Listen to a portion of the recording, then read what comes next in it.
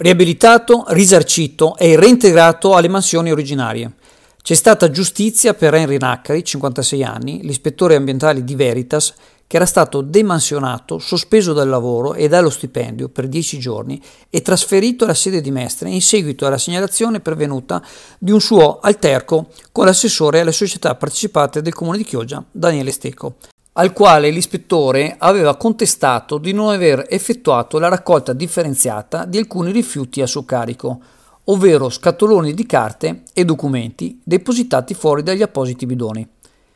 La giudice Anna Menegazzo del Tribunale di Venezia ha valutato illegittima la sanzione inferta da Veritas a Naccari, condannando la società a risarcire il dipendente per il danno professionale inferto attraverso il demansionamento e a reintegrarlo nella posizione da lui ricoperta in precedenza. Non più impiegato d'ufficio, quindi, bensì di nuovo ispettore ambientale. I fatti in questione risalgono all'aprile 2017, quando Naccari, in servizio ad altri 2 colleghi, scoprì il deposito di materiale fuori posto, da addebitare senza dubbio a Stecco e alla moglie, titolare di uno studio professionale.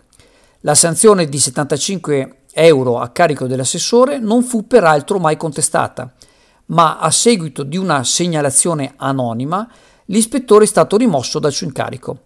Successivamente, nel mese di giugno dello stesso anno, un incontro fortuito al bar tra Stecco e Naccari ha rievocato l'episodio con qualche ruggine. Ora la giudice ha stabilito, dando ragione alla tesi presentata dall'avvocato difensore Leonello Azzarini, che il trasferimento a Mestre è stato comminato da Veritas dopo un intervento telefonico dell'assessore Chioggiotto, che aveva protestato con i vertici aziendali della società partecipata ricadente sulla sua stessa delega. Sempre la giudice Menegazzo ha rilevato come non vi fosse stato da parte di Henry Naccari un comportamento aggressivo o strafottente nei confronti dell'amministratore locale. Ora per l'ispettore, che candidamente afferma di non aver dormito la notte dopo la sentenza, si apre un nuovo futuro.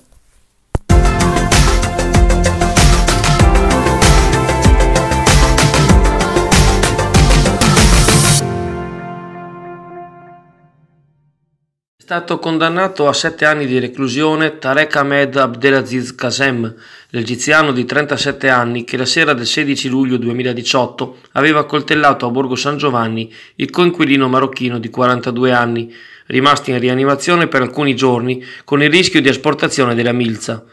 Il giudice per le udienze preliminari Massimo Vicinanza ha accolto e inasprito le richieste della procura, che erano di 4 anni e 8 mesi per Qasem, senza però contestargli l'aggravante dei futili motivi. Il fatto è avvenuto per strada, in via Enrico De Nicola, attorno alle ore 21. 3 i colpi inferti dal pizzaiolo egiziano al saldatore magrebino, a fronte di un diverbio nato per motivi che riguardano la difficile convivenza tra i due nello stesso alloggio. Dopo aver colpito, Tarek Qasem si era dato alla macchia salvo venire individuato dai carabinieri il mattino successivo, in lungomare dove si era recato per licenziarsi dal luogo di lavoro e chiedere la liquidazione, probabilmente utile a lasciare la zona.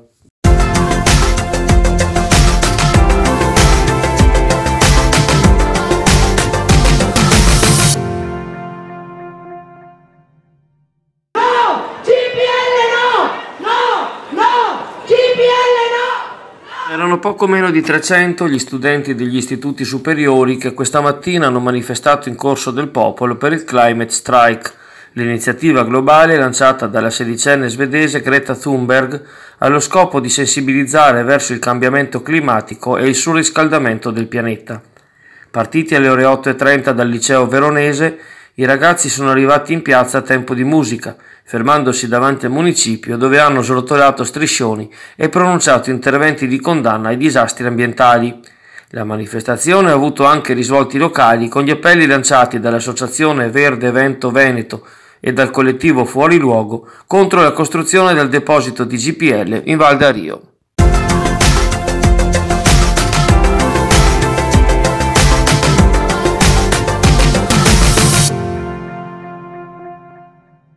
Si parla sempre meno dell'ISIS, ma anche se i miliziani islamisti sono stati debellati in gran parte della Siria e dell'Iraq, ancora vivo è il rischio in Europa e in Occidente per attentati dei cosiddetti lupi solitari, indottrinati magari via internet. Ne parlerà oggi a Chioggia Tony Capuozzo, celebre inviato di guerra per i telegiornali di Mediaset, nel corso di un'iniziativa alla Pinacoteca della Santissima Trinità in piazzetta 20 settembre. Dalle ore 18 il cronista presenterà il proprio volume La culla del terrore, assieme al Rotary Club e al sindacato FSP della Polizia di Stato, con introduzione affidata al segretario regionale Mauro Armelao. L'ingresso è gratuito.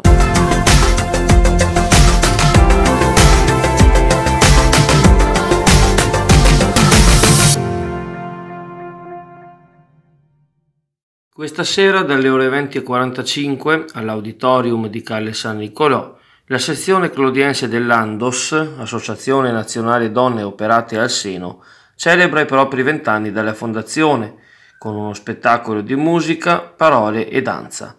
Sul palco tra gli altri i Truma, il gruppo Corea, il Centro Formazione Danza e Ginnastica, il Coro Gospel J24 e le testimonianze delle donne che sono uscite o stanno cercando di uscire vincitrici dalla lotta contro il cancro.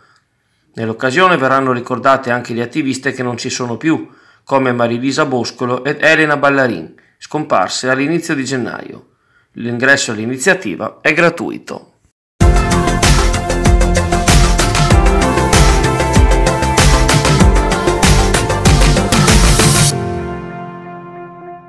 È durata 2 mesi l'avventura di Federico Penzo a MasterChef, il rinomato talent show di cucina in onda su Sky.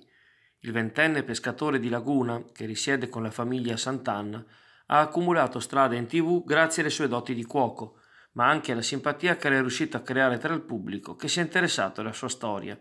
Già dall'adolescenza Federico ha seguito il padre Andrea nel lavoro faticoso, maturando in parallelo la passione ai fornelli. Fin dalle prime puntate, Federico Penzo ha conquistato i maestri Cannavacciuolo, Bastianic, Barbieri e Locatelli, che non di rado lo hanno messo alla prova anche con piatti lontani dalla tradizione marinara e chioggiotta.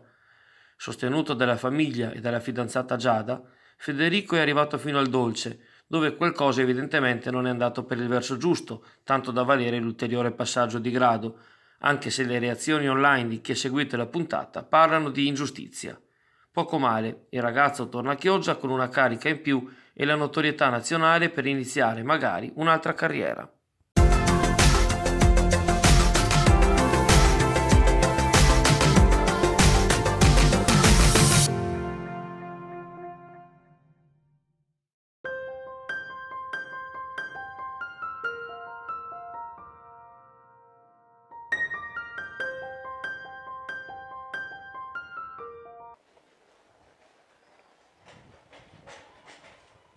Amici carissimi di Nato Azzurra e Meteo Prollo, un sereno buongiorno e un buon weekend a tutti.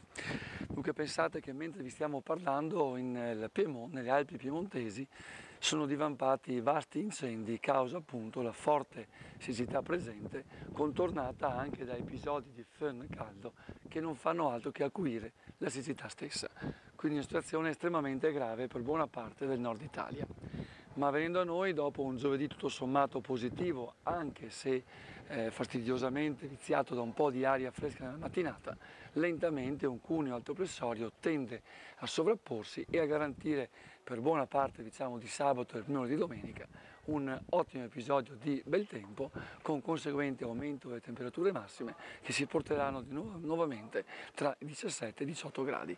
Attenzione perché le minime naturalmente, visto l'alternanza delle temperature stesse, si porteranno tra i 2 e i 4 gradi, quindi sensibilmente ancora invernali.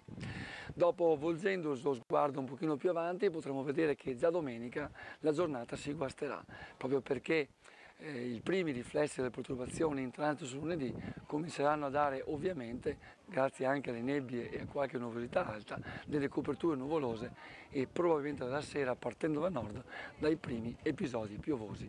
Si tratterà comunque ancora una volta di una perturbazione che si sta comunque ridimensionando e sarà solamente una passata molto limitata di piogge, soprattutto nella parte più a nord. Quindi tornando a noi, giornate tutto sommato discrete, a parte qualche nebbia la mattina, causa appunto temperature un pochino più basse. Per il resto qualche nuvolaglia in transito, ma sostanzialmente giornate piene di primavera. E da Rivavena un saluto a tutti.